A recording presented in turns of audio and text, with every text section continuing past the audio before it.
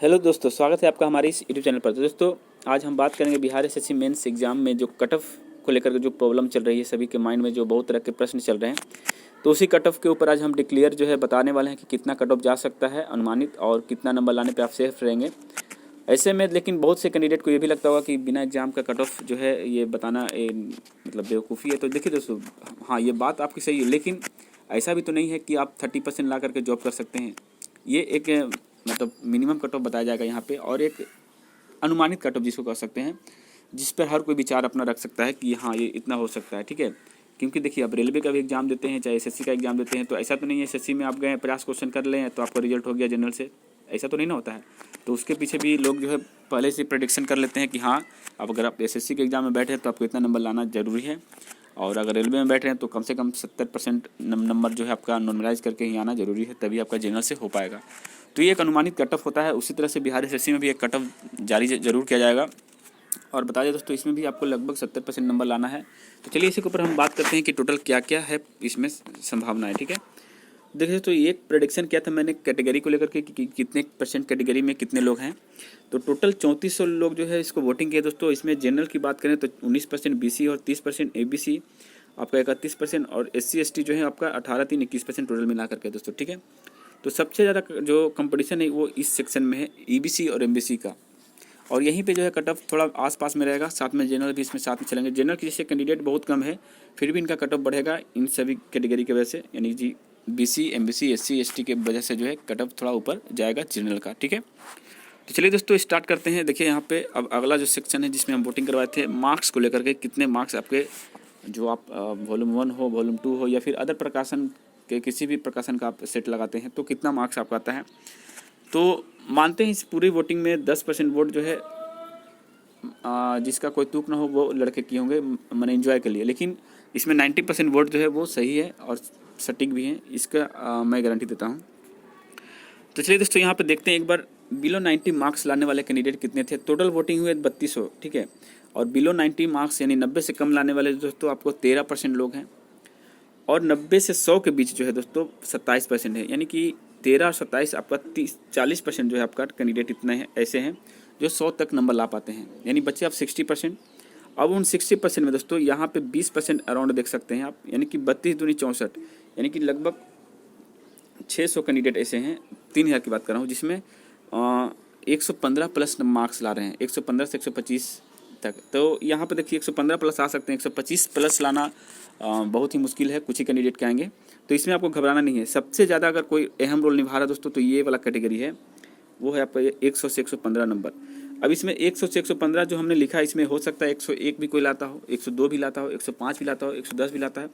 तो आपको 115 नहीं देखना है, बल्कि आपको 100 प्लस देखना है। तो यहाँ पे सबसे ज़्यादा जो है 42% कैंडिडेट, यानी कि 3 चौके 12, यानी कि 1200 से 1500 लड़के ऐसे हैं मात्र 3000 में, जिसमें दोस्तों 100 से ज़्यादा नंबर लाने वाले हैं। यानी कि रिजल्ट जो बनेगा वो जनरल कैटेगरी का और बीसी की बात करें हम तो इन दोनों सेक्शन से बनने वाला है। और यहाँ पे आप एससी एसटी को ले सकते हैं। एससी एसटी इतना में संभव है कि उनका रिजल्ट हो जाए, लेकिन यहाँ पे रिजल्ट से मतलब नहीं, यहाँ पे मेरिट से मतलब होता है दोस्तों। तो मेरिट के लिए आपको यहाँ पे ज़रूर आना पड़ेगा, चाहे एससी के हों या किसी और के हों। हाँ, एसटी का है जो यहाँ पे रह के काम चला सकते हैं, एसटी का कट ऑफ लो जाएगा। लेकिन यहाँ पे आपको बीसी और एमबीसी हैं, तो इन दोनों कट ऑफ को लेकर के साथ में चलना होगा, यानी कि मिनिमम जो आपको है 110 ज़रूर लाना है अभी के हिसाब से। अभी जो सेट मिला रहे हैं, एग्ज़ाम की बात अलग है, एग्ज़ाम में पेपर के ऊपर डिपेंड करेगा, लेकिन अभी जो सेट मार रहे हैं तो उसमें आपको 110 लाना होगा मिनिमम, और मैक्सिमम आप 115 ला सकते हैं, उसमें कोई दिक्कत नहीं है। 115 भी लाते हैं तो आपका रिजल्ट जो है वो सेफ रहेगा, आपकी नौकरी हो सकती है। तो यही कुछ बातें थी दोस्तों। इनमें से कुछ लोगों को ख़राब भी लगा कि कट ऑफ बहुत हाई बताया जा रहा है। तो देखिए दोस्तों, ये कट ऑफ हाई नहीं बताया जा रहा है, ये एक प्रेडिक्शन है जो आप लोगों के द्वारा की गई है। और जितने भी यूट्यूब में आप वीडियो देख रहे होंगे कि वो ऐसा नहीं है कि वो बोल रहे होंगे कि 90 में आपका रिजल्ट हो जाएगा या 70 में रिजल्ट हो जाएगा, ऐसा कहीं भी आपको देखने को नहीं मिलेगा। क्योंकि देखिए, पिछली बार जब CGL 2 की वैकेंसी आई थी तो उसमें जो है जो कट ऑफ गया था जनरल की, तो 128 या 129 के करीब गया था दोस्तों, और 124 जो था वो आपका बीसी था, और ईबीसी जो था 116 के करीब ऐसी कुछ था, 16 या 18 था दोस्तों, ठीक है। तो ये मात्र 2200 सीटों पर रिजल्ट आया था, और कैंडिडेट की संख्या लगभग 15,000, ठीक है। मेंस में जो है 15,000 कैंडिडेट थे, और लगभग 2200 सीटों पर चयन हुआ था दोस्तों। तो इसके वजह से जो है वहाँ पे कट ऑफ थोड़ा हाई चला गया था। लेकिन यहाँ पे जो है आप देख सकते हैं सीटें भी ज़्यादा है और कैंडिडेट भी उतने ही सीमित मात्रा में है, तो हो सकता है यहाँ पे कटअप उतना हाई ना जाए, लेकिन 110 आप मान सकते हैं, क्योंकि वहाँ पे 130 था तो यहाँ तो 20 कम कर सकते हैं, 110-15 जरूर आ सकता है दोस्तों, इससे कम का अनुमान नहीं है।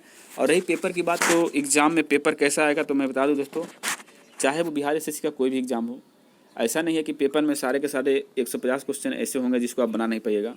इसमें से कम 90 से 100 प्रश्न ऐसे इजी लेवल के होंगे जिसको आप चुटकियों में कर लीजिएगा, और बचा 50 क्वेश्चन में जो आपको 30 से 35 प्रश्न जो होंगे ऐसे वो मॉडरेट लेवल के होंगे दोस्तों। यानी कि इसको बनाने के लिए आपको पूरी समझ और शक्ति लगानी होगी, और बाकी की जो 15 से 20 प्रश्न होंगे दोस्तों उनको आप बनाने के लिए मतलब सक्षम नहीं हो पाइएगा। यानी कि 15 से 20 प्रश्न ऐसे होंगे उसको एक्सीलेंट बंदा ही बना सकता है, और नॉर्मल बंदे जैसे कि हमारे ऐसे कमज़ोर लड़के तो कभी नहीं बना सकते हैं। तो आप लोगों में से बहुत सारे कैंडिडेट हैं जो इनको भी बना लीजिएगा, तो उनका ही 120 प्लस आ सकता है। अब आपको बताते हैं दोस्तों कि एग्ज़ाम हॉल में क्या होने वाला है, ठीक है। इसको भी पूरा ध्यान से सुनिएगा कि मैक्सिमम कितने नंबर ला सकते हैं कोई भी बहुत ज़्यादा एक्सीलेंट लड़का है। तो देखिए दोस्तों, मान लीजिए 150 प्रश्न है, मान लीजिएगा कि यही है, ठीक है। तो कितना भी टैलेंटेड बंदा होगा जो रेगुलर इस सेशन में जारी है, और सॉरी मैंने रेगुलर इस सेट को दे रहा है या फिर रेगुलर प्रैक्टिस में है, तो वो हार्डली 135 प्लस जो है प्रश्न जो अटेम्प्ट कर पाएगा दोस्तों, ठीक है। अब 135 अटेम्प्ट करने के बाद गारंटी देते हैं उसका कम से कम 10 क्वेश्चन तो जरूर गलत होगा। तो मान लीजिए यहाँ पे 10 क्वेश्चन गलत हो गया तो टोटल कितना बचा दोस्तों, 125 हुआ उसका। ये एक्सीलेंट बंदा जो पूरा एक्सीलेंट क्या है, पूरा मतलब आउट ऑफ सिलेबस के बाहर का लड़का है वो समझ रहे हैं।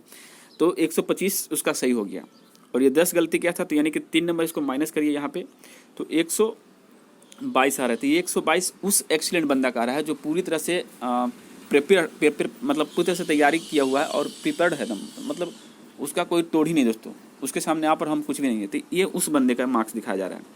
और जो नॉर्मल बंदा होगा जैसे आप और हम, वो हार्डली 135 अटेम्प्ट करेगा और उसमें से 15 या 20 प्रश्न गलत कर लेगा। आप देखे होंगे सेट मारते होंगे 15 जरूर गलत होता होगा दोस्तों, ठीक है। तो आपका आ गया 120 करेक्ट आंसर, यानी 120 जो आपका करेक्ट हुआ। अब ये 15 के चलते -4 आप ले ही लीजिएगा, तो आपका 116 के करीब जो है मार्क्स आया। ये आप लोग का हम लोग का जो प्रेडिक्शन है।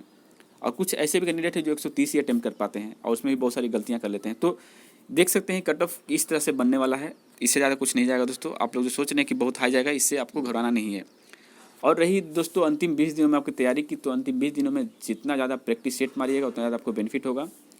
और अपनी प्रैक्टिस को है जो जारी रखिए। और एडमिट कार्ड जो है लगभग 2 से 3 दिनों में जो आपकी जारी कर दी जा सकती है, तो इसके लिए आपको घबराना नहीं है। अगर एडमिट कार्ड नहीं भी आती है, एग्ज़ाम डेट बदलने की कोशिश की जाती है, तो नोटिस ज़रूर आएगी। इसके पीछे 2-3 दिन में सब साफ हो जाएगा। और बता दें दोस्तों, यहाँ पे एक न्यूज़ वायरल हो रहा है, आपको देख रहे हैं या दिखा दूँ आपको हम, वो न्यूज़ क्या है दिखा देता हूँ दोस्तों। ये रहा, इस न्यूज़ से भी बहुत लोग जो हैं घबराए हुए हैं।